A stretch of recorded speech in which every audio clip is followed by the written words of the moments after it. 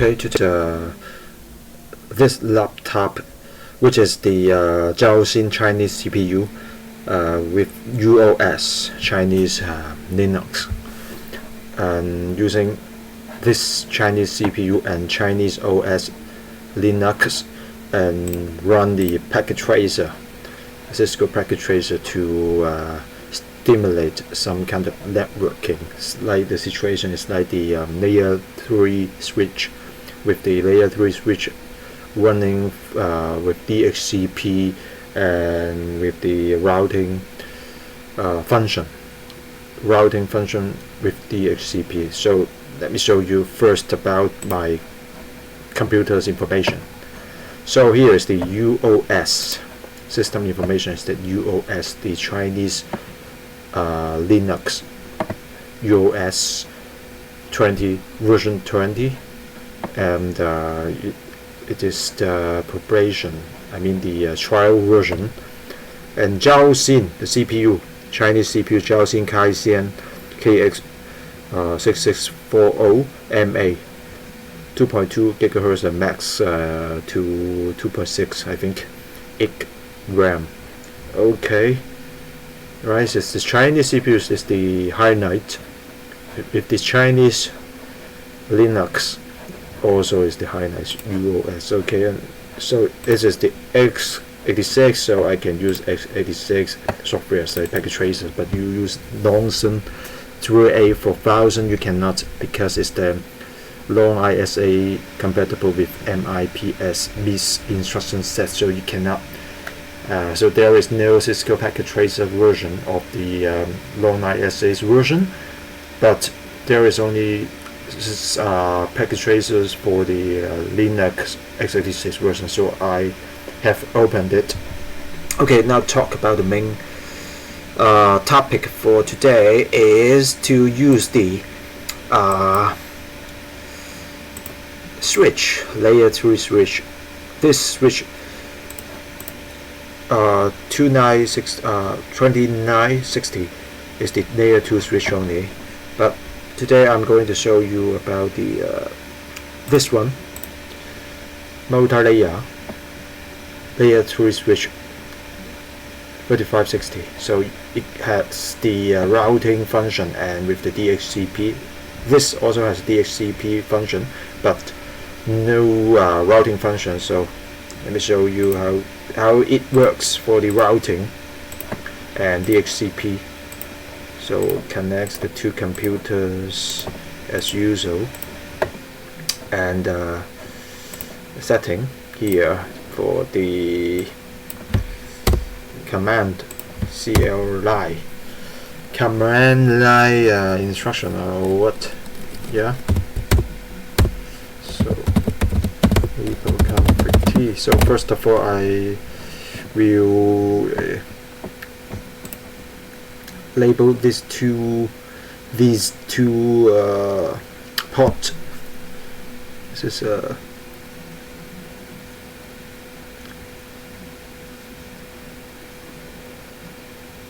FA02, FA01. Okay.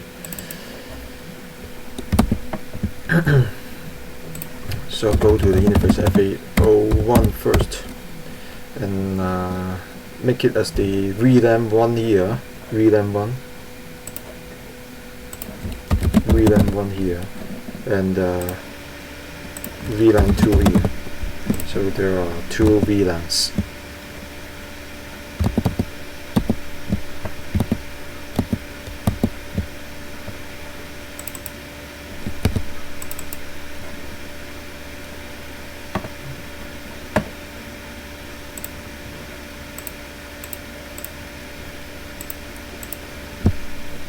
So switch port SS VLAN 1,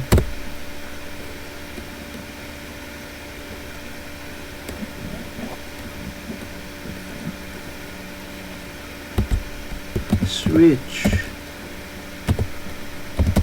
port SS VLAN 1. Okay, VLAN 1 now shut, make it up. Okay. So this interface VLAN 1 already. So go to the next interface, FA02. No, interface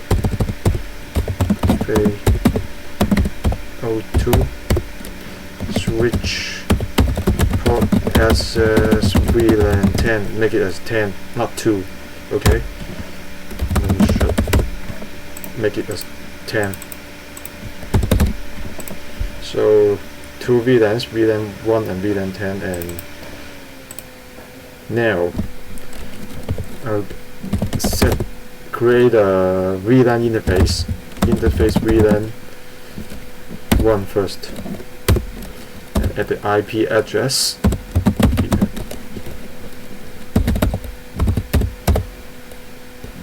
here is the 192.168.1.1, this kind of network, assuming it is, and here assuming 10.0.10.1, assuming it is for the later DHCP with the IP addresses. So here is the, I will make the gateway here for this interface. So first of all, I need to make the VLAN 1 first, giving the IP address 1.10 for the VLAN 1, and 255.255.0. Okay, show no shut. Okay, up the interface for this kind of VLAN 1.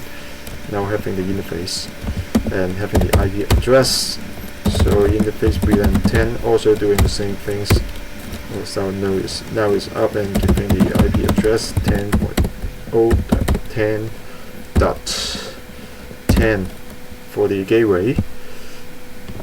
So for the VLAN 10 gateway, 255.255.255.0, no shut. Okay as well. So VLAN 1 and VLAN 10 have been created. So in order to make the so the interface already linking to the the VLAN switch port access VLAN 10 or 1. So this interface already FA01 already is in the VLAN 1. So this FA02 is already in the VLAN 10. So with VLAN 10, with this kind of IP, it's the interface here, the gateway 10.0.10.10 is the gateway, and here the gateway here 1.9.168.1.10. okay, right here is the gateway here, this VLAN. So I make it having the DHCP function first. Okay, so IP DHCP pool for the VLAN 1. I give the name pool 1. Okay, so make it network. The network is the 192.168.1.0, which means the whole network. I will have this whole network to DHCP to the VLAN 1 to this interface to those kind of devices here. So 255 subnet 255.255.255.0 is the subnets. Okay, and default router, I need to set the default router. Default router is this gateway 1.2.168.1.10. okay, that's it. Exit and go to the DHCP pool and 10. Give the name the VLAN 10 for the pool 10. Okay, and network is the same as the previous one. 10.0.10.10 10.0 is the whole network. 255.255.255.2.0. Okay, and also default router 10.0.10.10 is this gateway for the default router. Okay, alright, done. DHCP, let's check whether it works. IP config DHCP. Yeah, it works. 10.10, 10.0.10.1 is the DHCP here. Now I got the DHCP, got the IP address, and the routing, default router here, the gateway. Okay, 10.0.10.10 here is the VLAN 10 and the VLAN 1. Let's see whether it works. Yeah, it works successfully. DHCP request successful. 192.168.1.1 is here, the DHCP address I have got, and you know, this subnet, and also the default router, the gateway is this 1.10. Okay, it works. Let me ping both PC whether it can be okay. 1.9.168.1.1.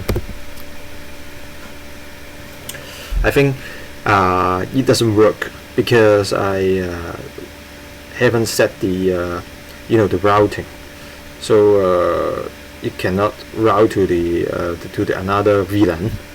So I think another PC is the same, cannot ping. 10.0.10.1. Yeah, it doesn't work. But you ping the gateway, I think it works. So now I ping the gateway, the VLAN 1 gateway first. Gateway. Yeah, it works. And how about the another gateway of the same in the same layer 3 switch, ping 10.0.10.10 shape 1. It works because it's the same switch, just different ports, but inside the same switches. It's inside the same switch, so they can communicate, but they cannot route. Only ping to here to here. They cannot ping to here because it's the different VLAN and no routing, so they don't know where to go. So I need to give the routing function to that switch because it's a layer 3 switch, so it has the routing function. So I give it to you. Okay, let me see. We call it routing IP. Forget, you can just question mark to browse. Yeah, enable IP routing. So IP routing first. IP routing. Let me enable it. Oh, wrong. IP routing. Yeah, IP routing. Enable and routes. Route. Yeah, using RIP, RIP, OSP, FEIG, LP, or BGP, or use static route. I use dynamic route, so I don't need to set anything. It's just route, RIP. That's it, done. Enter.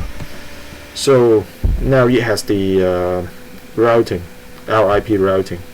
So I close it and check back whether it works or not. It works or not. Before it couldn't work. 10.1, right? 10.1 timeout. 10.1 timeout. Now let's see. Yeah, it works pretty well because I have set the routing function, the RIP RIP routing, dynamic routing. So this PC ping to this port and to this switch and this switch port, and it has the RIP routing to route to this PC automatically, dynamically. So I think this PC also ping back no problem. Let's see. Yeah, and 192.168.1.1. yeah, it works pretty well. That's it for today, and check back the summary here. Check back the show VLAN. You can see FA01 VLAN in VLAN 1, FA02 in VLAN 10, just like here in VLAN 10. Okay, in VLAN 10, and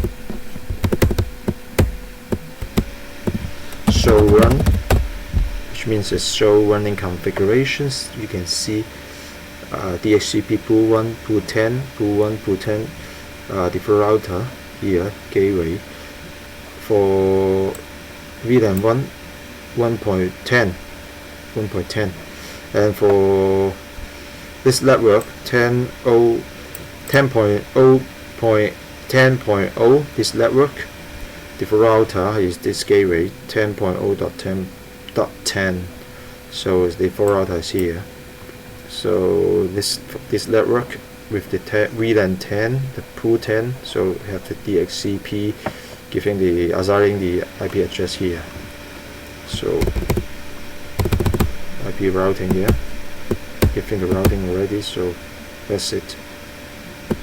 With VLAN 1, I assign this IP address. VLAN 10, this for the default router. Okay. Router RIP RIP. Okay. So IP routes summary. You can also see how it routes connected network, subnet, RIP, yeah, internal, those kind of information. Okay, alright. So this is the demonstration of the using the Chinese Zhaoxin kx6640, a Chinese CPU with the Chinese UOS, Chinese Linux, running this packet tracer, because it's using the x86 Chinese CPU running this packet tracer. That's it. Thanks everybody.